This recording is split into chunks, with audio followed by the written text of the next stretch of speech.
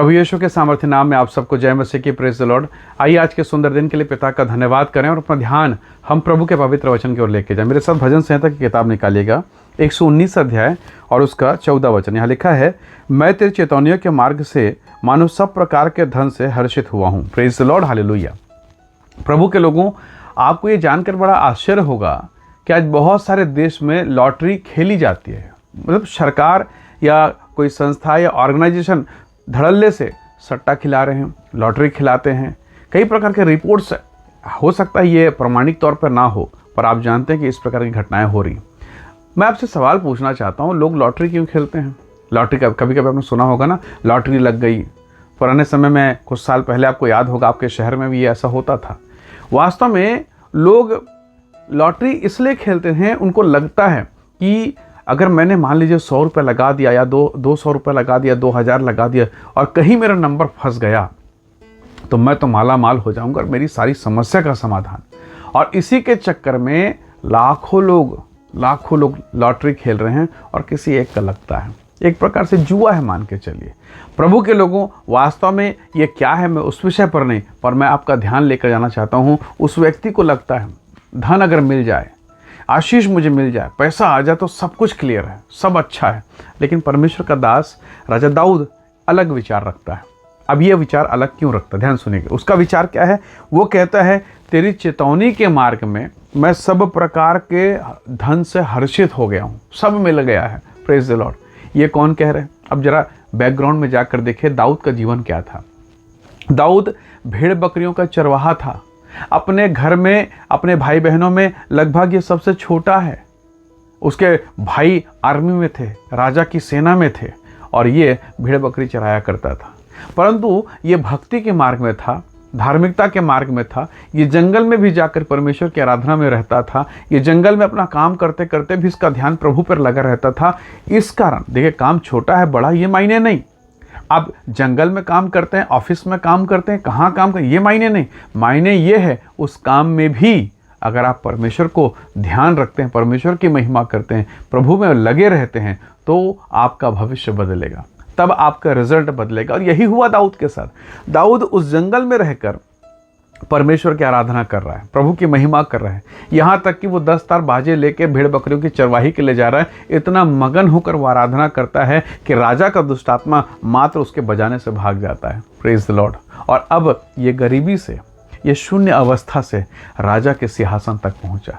इसलिए ये व्यक्ति कह सकता है, ये अगर ये इंटरव्यू दे, अगर ये कहे, ये स्टेटमेंट दे, हम उसकी बात को मानेंगे। क्यों? क्योंकि ये बड़ी गंभीरता के साथ, अनुभव के साथ यहाँ तक पहुँचा। ये कहता है, तेरी चेतौनी के कारण परमेश्वर, मैं सब प्रकार के धन से, सब प्रकार के आशीषों से हर्षित हूँ। हालेलुया।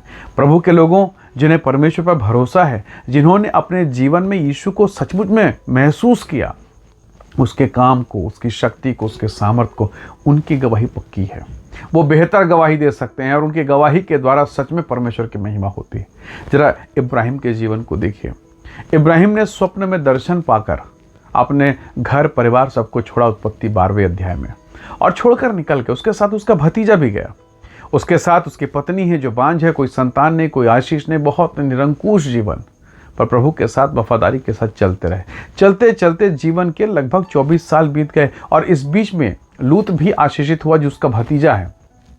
वो आशीषित हुआ क्योंकि वो इब्राहिम के साथ था। प्रभु ने लूत को नहीं चुना, प्रभु ने लूत से बात नहीं की, प्रभु ने लूत को दर्शन नहीं दिया। फिर भी चूंकि वो इब्राहिम के साथ था, वो आशीषित हुआ, अभिषिक्त के साथ था, इसलिए वो आशीषित हुआ। इतना आशीषित हुआ, उसके बावजूद उसको अभी तक समझ में नहीं आया कि मैं इतना आशीष किसके कारण पाया हूँ। उसको समझना चाहिए था लूत को कि मैं अपने चाचा और उसके परमेश्वर यहोवा प्रभु के कारण मैं आशीषित हुआ हूँ। पर नहीं, उसको लगा कि जो कुछ मैंने पाया है मैं यहाँ लगा दूंगा, वहाँ बिजनेस कर लूँगा, वहाँ एग्रीकल्चर में पैसा डालूंगा, डबल मल्टीप्लाई हो जाएगा। और उसने यही सोचकर उसने सदोम और अमोरा को चुना।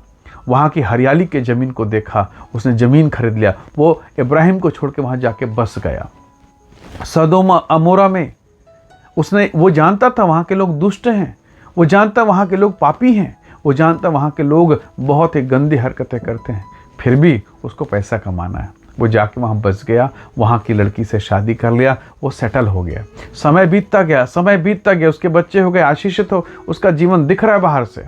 परमेश्वर के लोगों, जब अलगाव की बारी आई, इब्राहिम ने इस बात से कहा कि बेटा भतीजा लूत सुन, तो जिस जगह तू जाना चाहे तू चला जा, जिसको तू चुनना चाहे तू पहले चुन ले, तू छोटा है, तू मेरा बेटा है, चुन ले। लूत ने चुना हरियाली को। इब्राहिम वहाँ टिका रहा, उसी पत्थरीली, उसी बंजर ज़मीन पर। पता है क्यों? क्योंकि उसे मालूम है मुझे आशीष मिली है, मुझे कमिटमेंट है, मुझे वायदा है, जिस ज़मीन पर तू पाँव धरेगा वो तेरा हो जाएगा, मैं तेरे वंश को दे दूंगा। प्रभु ने कहा, हालेलुया। इसलिए लूत को समझ में नहीं है, क्योंकि उसे मालूम नहीं है मैं बढ़ा हूँ परमेश्वर के कारण। वो सोच रहा मैं मेहनत से बढ़ा हूँ, और बढ़ाने के लिए, मेहनत करने के लिए निकल गया, प्रभु से दूर, इब्राहिम से दूर। पर इब्राहिम वायदों पर टिका रहा। लूत के भी बच्चे हुए, लूत की शादी हुई, उसके बच्चे हुए, उसके आशीष मिले। इब्राहिम के ही बच्चा हुआ 25 साल के बाद, यानी 100 साल में हुआ। परमेश्वर ने उसे भी दिया, पर उसका बच्चा इतना आशीषित हुआ, उसकी आशीषें जनरेशन से जनरेशन तक गई।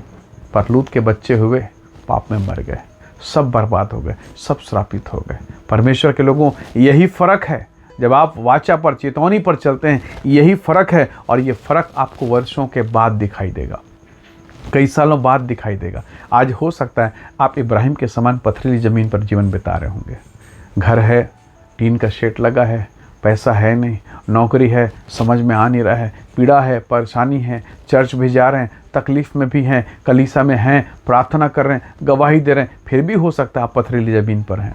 इब्राहिम ने लगभग 24 साल इस अवस्था में बिताया, और तब परमेश्वर ने उसे इसहाक दिया, हंसने का कारण दिया। कई साल हन्ना बगैर आशीष पाए प्रभु के भवन में जाकर रोती रही। एक समय आया जब प्रभु ने उसे मांग कर शामिल दे दिया। Praise the Lord, hallelujah. प्रभु के बेटे और बेटियों, अपनी निराशा, अपनी हताशा, अपनी व्याकुलता में निराश मत होइएगा, हड़बड़ी मत कर लेना, कहीं हरियाली ज़मीन को देखकर भाग मत जाना। प्रभु के साथ रहना, क्योंकि उसने आपको प्रतिज्ञा दिया है, मैं तुझे पूछ नहीं वरन सिर बनाऊंगा, मैं तुझे आशीष दूंगा। आपके जीवन में बहुत परेशानी आएंगी, परेशानी के समय भागिएगा मत, प्रभु के साथ बने रहिए। वो वायदों का परमेश्वर है, वो मन्नतों का परमेश्वर है, वो आपको अपने समय पर आशीष देगा। इसलिए आज दाऊद कहता है इस वचन के अनुसार, जब उसने कहा 14 पद में, मैं तेरी चेतावनी के कारण सब प्रकार के धन से हर्षित हूँ। हालेलुया।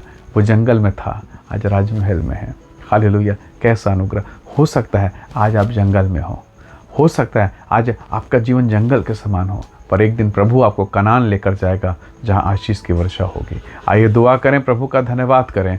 प्रेमी अनुग्रहकारी स्वर्गीय पिता, मेरे प्रिय भाई बहन के जीवन को आशीषित करें प्रभु जी। प्रभु इसे सच्चे धन पर हम सब पर अनुग्रह दे, कि हम सच्चे धन पर जो तेरी ओर से आता है उस पर भरोसा करें। संसार के धन, अचानक से बढ़ने वाली आशीष की तरफ ध्यान न लगाएं। प्रभु ये पानी के बुलबुले के समान है, जो आज तो दिख रहा है कल समाप्त तो हो जाएगा। प्रभु हमारा मन तेरे वचन, तेरी चेतावनी, तेरी भक्ति, तेरी संगति में लगा रहे, ऐसी तो सहायता कर। अपने भक्तों, संतों को, इस वीडियो संदेश को देखने सुनने वालों पर दया कर, ताकि ये बंजर जमीन से आशीष की ओर, ये बियाबान से, ये बेडौलपन से प्रभु तेरी सुंदरता की ओर पहुँचने पाएँ। प्रभु ये क्रूस के मार्ग में, उद्धार के मार्ग में आने पाएँ, ऐसी तो सहायता कर। धन्यवाद पिता, आपने प्रार्थना को सुना है। हर एक बंधन, श्राप, दुष्टात्मा, हर एक कोर्ट कचहरी के मामले, सारी बातें प्रभु यीशु के नाम से दूर हो। ब्लेस कर, आशीष दे पिता। सारी महिमा देते हुए विनती प्रभु यीशु के नाम से मांगते हैं, आमीन, आमीन। प्रभु आप सबको बहुत ऐसे आशीष दें। Praise the Lord. जय मसीह।